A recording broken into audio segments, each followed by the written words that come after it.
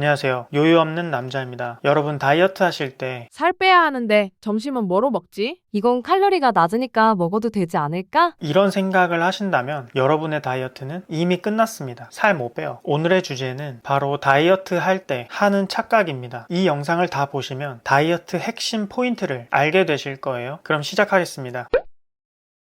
우리가 하는 착각 첫 번째, 열량, 즉 칼로리입니다. 섭취하는 열량에 따라서 살이 찌고 빠진다고 생각해요. 결론부터 말하자면 이 말만 믿어선 살 절대 빼지 못합니다. 제가 이렇게까지 말하는 이유를 알게 되시면 제 말이 억지가 아니라고 생각하시게 될 거예요. 1998년부터 2015년 사이에 우리나라 성인들의 평균 섭취 열량을 조사한 통계가 있습니다. 1998년 한국 성인 남성의 하루 평균 섭취 열량은 2196칼로리였고 2015년에는 2489칼로리로 늘어났습니다. 그러니까 17년 전보다 하루 평균 293칼로리를 더 먹게 된 거예요. 증가된 섭취량이 얼마인지 다 합쳐서 계산을 해보면 17년 동안 추가로 섭취한 칼로리만 90만 칼로리가 넘습니다. 과학자들에 따르면 지방 1kg가 약 7000칼로리라고 해요. 90만 칼로리면 지방 130kg에 달하는 엄청난 열량입니다. 먹은 만큼 살이 찐다면 우리나라 남자들은 대부분 200kg가 넘어야 됩니다. 그것도 10년 전에 말이죠. 그런데 실제로는 평균 체중이 그렇게 늘어나지 않았죠. 기껏 해봐야 2kg에서 4kg 정도로 늘었다고 추정하고 있습니다. 이 말이 무슨 뜻이냐면 우리가 17년 동안 추가로 섭취한 열량의 단 3%만이 살로 갔다는 말입니다. 단순히 많이 먹었다고 살이 찌고 운동했다고 살이 빠지는 게 아닙니다. 우리가 알고 있던 열량이라는 개념은 다이어트를 할 때 신뢰할 만한 판단 기준이 되지 못해요. 그렇기 때문에 착각 속에 빠져 있었다고 말씀드리는 겁니다. 열량보다 중요한 것이 호르몬입니다. 그 중에서도 몸에 살을 저장하라는 신호로 작동하는 인슐린 호르몬이죠. 인슐린이 많이 분비되는 식단을 하게 되면 점점 살이 찌고 반대로 적게 분비되는 식단을 하면 점점 살이 빠집니다. 이때 중요한 사실은 탄수화물, 단백질, 지방이 인슐린을 건드리는 정도가 다르다는 겁니다. 다른 정도가 아니라 거의 하늘과 땅 차이입니다. 지방을 먹으면 인슐린을 거의 건드리지 않습니다. 단백질은 중간 정도 건드리고요. 탄수화물이 인슐린을 가장 치솟게 만드는 범인이죠. 그래서 식단에서 탄수화물을 줄이고 지방 섭취를 늘리는 게 무엇보다 중요합니다. 그래야 몸에 지방을 저장하라는 신호가 감소하게 되죠. 많이 먹는다고 해서 꼭 살찌는 건 아니라는 것을 깨달아야 합니다.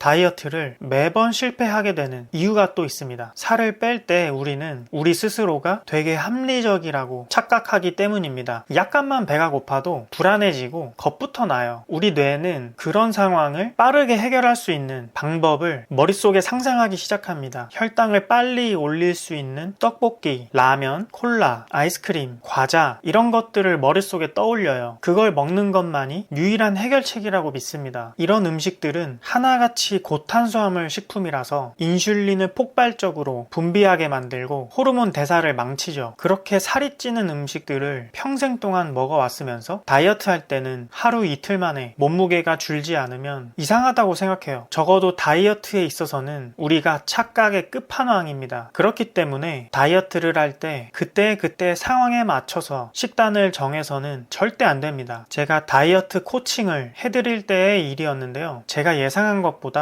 살이 진짜 안 빠지는 경우가 있었어요. 아침은 뭘 먹었고 점심 저녁에 뭘 먹었고 지금 몸 상태는 어떻고 잠은 잘 잤는지 이런 거 하나하나 다 물어보고 체크해드렸는데 진행이 잘 됐다면 한 3, 4kg 정도는 빠져야 했었는데 몸무게가 변하질 않더라고요. 근데 나중에 알고 봤더니 저한테 말도 없이 바나나를 먹고 계셨더라고요.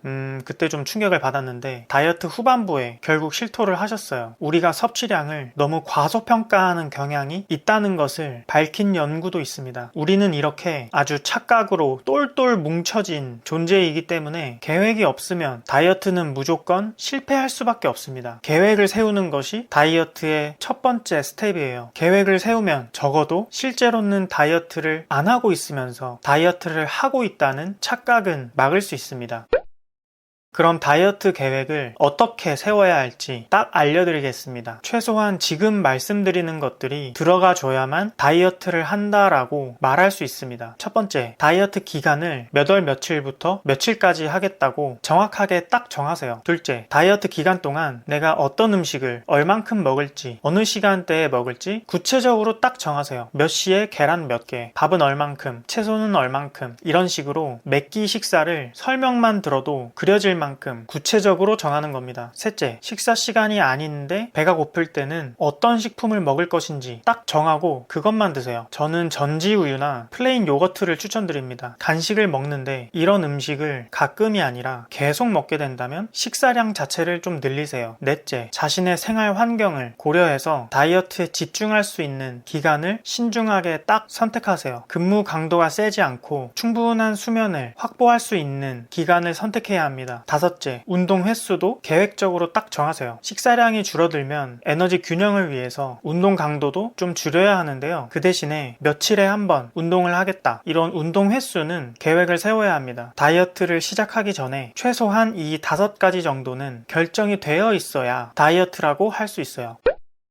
오늘 내용을 요약해드리면, 첫째, 살이 빠지는 것은 열량으로 계산할 수 없다. 둘째, 우리는 우리가 생각하는 것보다 충동적이라서 계획이 필요하다. 셋째, 다이어트 계획에 최소한으로 들어가야 하는 것들입니다. 다이어트 계획 세우는 연습을 좀 해야 됩니다. 다이어트는 1년 내내 하는 것이 아니라 단기간에 집중적으로 하는 거니까요. 여러분도 다이어트 계획을 세워보시고 댓글로 달아주세요. 제가 보고 잘못된 부분은 피드백 해드리겠습니다. 도움이 되셨다면 구독과 좋아요 눌러주세요. 요요 없는 다이어트를 응원합니다.